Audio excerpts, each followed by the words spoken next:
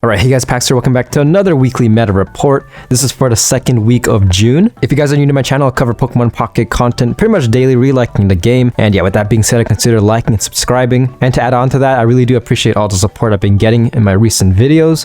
And yeah, let's just get right into it. So yeah, if this is your first, how this video will go, I'm pretty much going to be going over several meta decks that were prominent in tournaments for the second week of June. This is the article right here I'm just going to be reading over. Again, it's made by Pokemon Zone. The link to the article will be in the description. So yeah, I highly suggest checking it out. Also keep in mind at the end of the video, I'm going to be using one of these decks in rank to see how it performs. But yeah, okay, so yeah, there are 3 tournaments. First tournament we're going to be going over is Frog EX Weekly Cup number 22. Okay, a lot of players, 373 players. They added this new feature right here. So this is the overall pie chart of like all the decks overall out of 373. And if you click this, it shows a top 69. Nice. Yeah, as you can see, it's very interesting to see how like it shifts overall as people get eliminated. Very similar. I mean, as you can see right here, Rampardos has a high dominance as well as Buzzwole EX. I feel like these two cards kind of dominate the meta, as well as Silvally, of course. That's top 69. Very similar right here as well for just basically the early on, having Solgaleo showing a lot more prominence, but a lot of RNG, which is why in top 69, I can see why it dropped out a lot. But overall, very interesting comparison. This is the top 8 right here. As you can see, yeah, Buzzwole, still very prominent. This card is... A lot of people didn't like it. I keep on saying this. Like, a lot of people didn't like it when it first came out. It seemed kind of trivial, but at the same time, like, what makes Buzzwole EX is the supports. Like, Celesteela is an amazing support. Hermosa, chip damage. Even Kartana gets some decent damage, because, like, if you look at Kartana right here, not many people are talking about Kartana, but, like, 40 damage requiring only 1 energy, this is pretty huge. And keep in mind, if you're going against Darkrai EX, you're doing 60 damage per turn. Like, it's pretty good. And yeah, I can see why it's still very dominant. Darkrai EX, speaking of which, yeah, this guy, still very scary. In my opinion, you can still probably see some success using this deck. Like, it's pretty outdated in my opinion, but still, like, yeah, Darkrai Giratina is still a monstrous combo. And there are definitely some decks right here that still have, they still include Giratina. We'll go over it once we get there, but yeah, Giratina is still relatively meta. Also, you can see right here, Dragonite. Dragonite was in the top 8. Yeah, we'll go over that once we get there, but very interesting. A lot of RNG, that's all I can say. But yeah, the first deck right here, pretty self-explanatory. So this player is really diving down into the Kartana with Kartana. Usually a lot of decks I've seen in ranked, they don't include Kartana. It's mostly Hermosa, but yeah, people kind of sleep on this guy. This guy is relatively fun, good chip damage. And yeah, it's pretty self-explanatory. Interesting, actually. Okay, so this deck isn't using Leaf Cape. Because if you guys don't know Leaf Cape, I mean, yeah, you probably know. Leaf Cape is pretty fun. Pretty nice. It's essentially better Giant Cape. But I guess this guy wants to prioritize using Giant Cape. So just in case Celesteela needs the support, I guess, from the Giant Cape. Because keep in mind, Leaf Cape doesn't apply to Celesteela. And Celesteela is pretty much the only card Leaf Cape doesn't really apply to. So very interesting deck. Interesting. I mean, yeah, it does have potential of working later on, but in my opinion, I would just probably still run Leaf Cape. I can kind of see why he ran Giant Cape, because yeah, when it comes to the grand scheme of things, it's really up to your opponent on how much damage he does, because there's a lot of occasions where, like, yeah, Leaf Caping plus Erica won't really do much. Yeah, personally, I would probably just run Leaf Cape. This is a very interesting deck. I mean, yeah, most of the time, I feel like you're not really attacking with Celesteela. Like, there's still a chance, but I feel like it's a very rare occasion. But yeah, very interesting deck. That's the first deck right here. Second deck, oh yeah. So this is the Silvally / Charizard EX hybrid deck. Very interesting, but a little bit of RNG. Cause yeah, keep in mind, let's look over here. All right, let's compare this to, yeah, it's very similar. I feel like this playstyle is very similar to this deck right here. I feel like this is still like basically the definitive Silvally deck, like Silvally and Rampardos. And as you can see right here, Charizard EX's playstyle is very similar. The only downside is that for this card, in order to use Steam Artillery, you're basically making yourself vulnerable for 1 turn. Because keep in mind, to maximize this guy, you have to use Stoke pretty much, unless you get very, very deep into the late game and you just get this guy fed. Like, without using Stoke, you just get him fully fed somehow, which is very unlikely. But like the downside, yeah, you have to use Stoke. On the bright side, a lot tankier than Rampardos, and as well, he doesn't take recoil, because keep in mind, Rampardos, once he knocks out your opponent, he does take 50 damage recoil, whereas Charizard does more damage and doesn't get recoil whatsoever. So yeah, pretty good. And to counteract Stoke, leaving you vulnerable, this deck also has Lily. So very nice. I feel like the only downside for this deck, in my opinion, I feel like the Rampardos deck is still relatively more consistent, because keep in mind, since you're running Charmander, you're not guaranteed to type null your first turn. And if you look at Silvally, like this deck right here, since Skull Fossil is not considered a basic, you're always guaranteed a type null.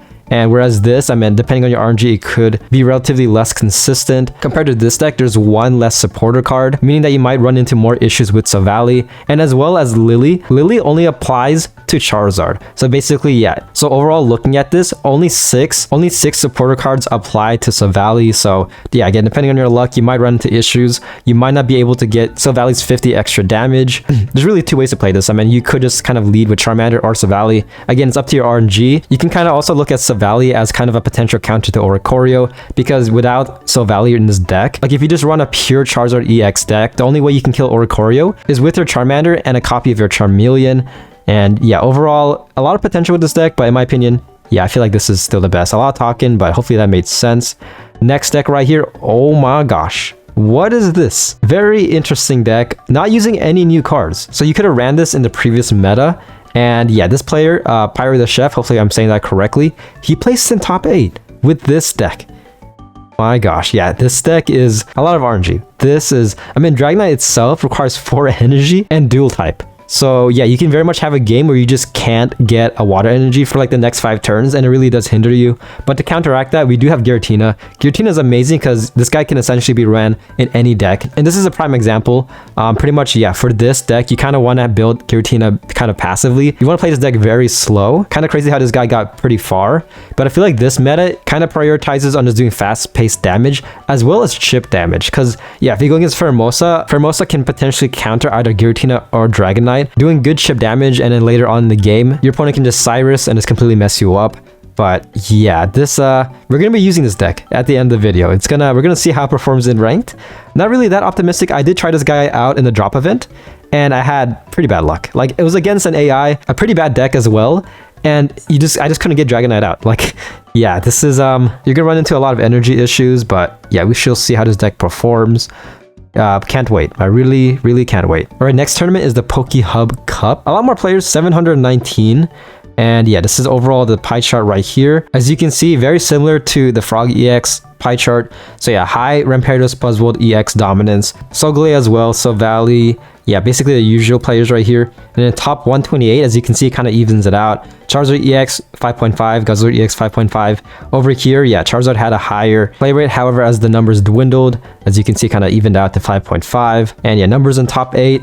Rampardos, okay, enough said. Buzzwold, yeah, so comparing it to the Frog EX, Rampardos is definitely more dominant towards the end of the tournament, but ultimately it's really up to RNG. I mean, these numbers are very relatively the same in my opinion. Like, I feel like Rampardos versus Buzzwold EX is ultimately up to your RNG, like most decks, which is pretty good because it kind of shows that like not one deck is that overpowered. Like, at least of right now, like if you guys think of like some decks, like power creep hasn't really hit that hard in my opinion. Like, it's slowly hitting, like it's happening gradually over time, but nothing that drastic in my opinion so far. Okay, so the first deck from PokeHub, yeah, it's very similar to the Frog EX version right here. Let's just compare it. So this is the one from PokeHub. As you can see, yeah, also running Kartana. Yeah, I feel like a lot of people slept on this card before, and I like how it's kind of seeing play now.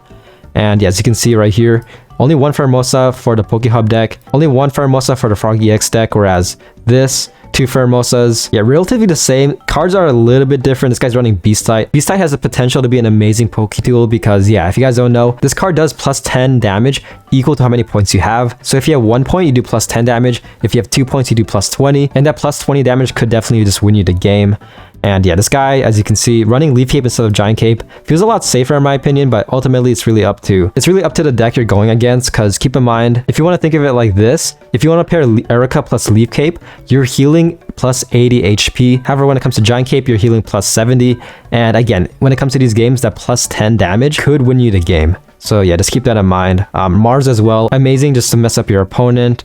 And yeah, next deck, ooh yes, Darkness. Finally a Darkness Ultra Beast deck right here. So Guzzler EX, Nihilego, oh my gosh, and Team Rocket Grunt as well. Okay, this deck is rather toxic. I feel like, no pun intended, but a little bit of RNG with Guzzlord because yeah, I played games where like Grindcore definitely won me the game. But again, it's ultimately up to RNG. If you guys don't know Guzzlord, if you guys don't know, Grindcore is pretty much this card right here. Yeah. but as an attack. So yeah, this deck prioritizes pretty much being a prick. Like no offense if you use this deck, but you want to just kind of delay your opponent as much as you can, because you have a lot of cards here that can definitely mess up your opponent. Like for one thing, Nihilego doing plus 20 damage passively, and when Nihilego dies, you can Lusamine to get Guzzlord relatively fed. And yeah, keep in mind, oh my gosh, yeah, this deck has red card and Mars. So you're basically, yeah, you just want to mess up your opponent as much as you can. Guzma as well. Yeah, very interesting deck. I don't want to see this in ranked. Like, sure, I'll see it like once or twice, but hopefully this won't be as prominent. Like currently ranked is kind of dominated by Silvally. I'm okay with that. A bit of RNG, but for this is going to be so annoying because Guzzlord EX Grindcore can mess you up a lot. Team Rocket Grunt can mess you up a lot. Red card can mess you up a lot. And Mars can just end you. So yeah, this deck, damn, this is going to be very toxic to go against. Again, no pun intended. Oh yeah, also for this website, for these decks, there's a show requirements list. So you can kind of see like what is needed from each pack. Again, I feel like Dina should release something that would kind of help new players get into this. Because I mean, if you're a new player, like what are you summoning on first? Like looking at this, like what the heck? So if I were Dina, I would add like a trainer pack. I think that would make a lot more sense. So like say if you look at Space Time Smackdown Palkia, all you need right here are trainer cards. Lunala pack, trainer cards. All the Pokemon that you need are from Extra Dimensional Crisis. So making a pack that only includes trainer cards, I feel like will help out new players tremendously. And yeah, it's just my thought. Next tournament is Ursiday's Pocket Weekly number 30. This is the spread right here. I feel like the top 4 archetypes still relatively dominate the meta. This is the top 64. Yeah, very similar as well. Rampardos taking a little bit, okay, 6.3%. Losing a bit of prominence, but let's see right here. So top 8. Okay, it's a lot more spread out slightly. Buzzwole EX, Solgaleo EX. Yeah, Solgaleo EX, this is still a very meta deck. I did release a deck showcase recently about this card, and in my opinion, I mean, there's a bit of RNG to it. On paper, it's supposed to be very consistent, but you're still going to run into issues, and yeah, I don't know. For me, Solgaleo EX is relatively cursed. Even when this card first came out, it was S tier, but yeah, my win rate using Solgaleo is not that good. But yeah, overall the top 8 remains relatively consistent. The first deck we have from Ursiday is this deck right here. Again, we kind of went over this, but this deck, the main difference is that we do have Charmeleon. Adding a little bit of consistency to get Charizard EX out. It's essentially the same deck. The downside is that, yeah, Silvally won't really get that much damage. But again, you're primarily banking on your Charizard EX to get out. Silvally is kind of just a support. Silvally taking the backline and getting used towards the end of the game. And yeah, those are the top performing decks in tournaments from the second week of June. Hopefully you guys found this video informative as well as a bit entertaining. I tried to be at least. And yeah, to end the video off, I'm going to be using this in rank, and yeah, we'll see how this deck performs. All right, here we are in ranked. Okay, yeah, so we are going second, and we might be going against Silvally. Again, very prominent in the meta. Okay, this deck is very scary because essentially we're at the mercy of our energy right here. So this is pretty good. We did go second, which is very ideal. Mars as well. Okay, yeah, so this is a pretty nice. Okay, so we got pretty good energy right here. Okay, first turn, I might as well Mars.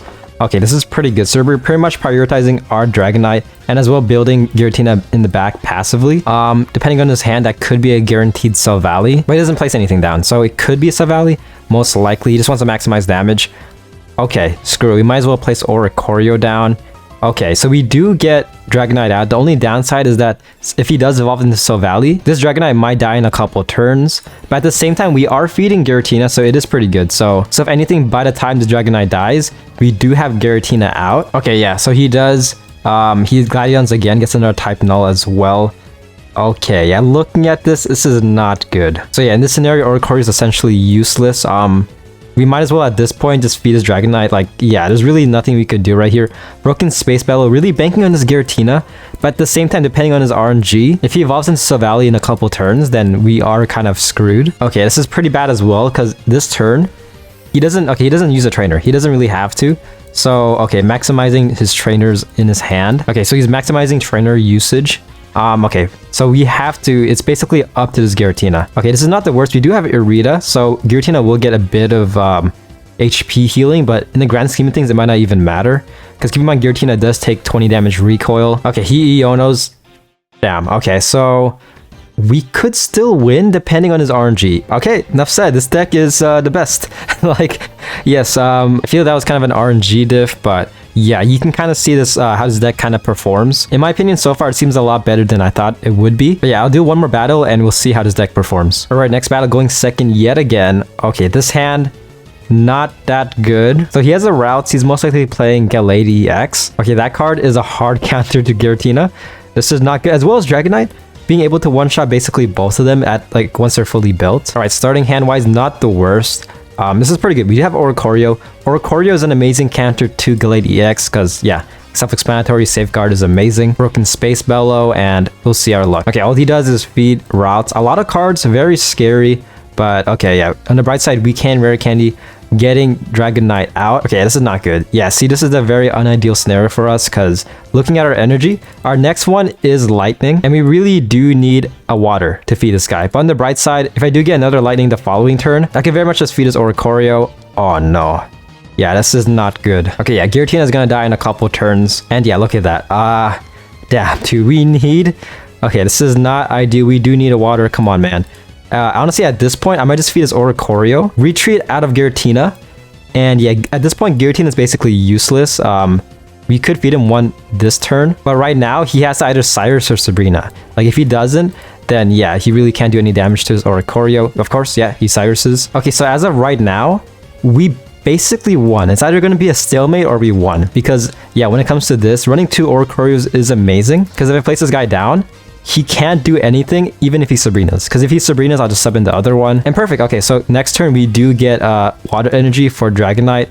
For now, we just do this. Mars, this is getting huge value. Okay, yeah, he only has 1 card. Zap, and yeah, pretty much, yeah, we're just gonna spam Zap, and eventually when it comes to the very end of the game, use Dragonite to hopefully kill all his Pokemon. Ooh, Kirlia. Oh, shoot. Okay, Kirlia and Lillipup. Interesting. He subbed in Kirlia. Okay, perfect. Okay, so just self-explanatory. Feed Dragonite. Attack with Oricorio. If he does evolve into Stoutland, Stoutland is pretty annoying because his ability makes it so you need 1 more energy for your Pokemon to attack. Ooh, yeah. Okay, this is kind of scary. He can definitely get Stoutland out. Okay, I'm going to play this a bit risky. So I could lose next turn, but this should be good. There's no way, right? He has, what, 10 cards? I'm going to attack. Kirlia is dead. Next turn, I'm going to sub in Dragonite, and then Dragonite with his Draco Meteor. He could very much win if that card he has is a Stoutland. And okay, yeah, okay, never mind. He could very much win if those 2 cards are a Rare Candy and Stoutland. That's like really like, yeah. Otherwise, Oricorio should survive. Okay, yeah, okay, let's see how this works. So this is pretty scary. Ultimately, it's up to RNG, but I believe in you. Dragonite, one of my favorite Pokemon. I believe in you, man. You got this. Okay, he's out. I calculated this, and Dragonite shouldn't die to Gallade. If anything, he's going to be at 10 HP if Gallade does attack, and I doubt he's running Giovanni. He could be, so, but yeah, nevertheless, trusting in Dragonite, I believe in you. Okay, not that good. I mean, that was damn. Okay, so this guy is, I need 1 more point, and depending on his hand, what's he gonna do? Look at that. Oh my gosh. Yeah, this deck is very fun. I wasn't expecting to have as much fun using this deck, but yeah, I kind of doubted Dragonite. Look at this. We're just gonna Lily just to flex, and we pretty much won. I just need 1 point, so yeah. Dragonite, finish it off. Draco Meteor. One of my favorite moves in this game. Oh my gosh, that was clean. Holy crap, how many points was that? I got like, what, 5 points? Look at that. You love to see this. Yeah, this guy, a lot of fun. But yeah, again, it's ultimately up to your RNG. If you want to use a somewhat unique deck, then yeah, I very much recommend this deck. Overall, very fun. But yeah, that's the video. Hope you guys enjoy. Be sure to like and subscribe if you want more. And yeah, that's pretty much the video. Hope you guys enjoyed. And I'll see you guys on my next video. Peace.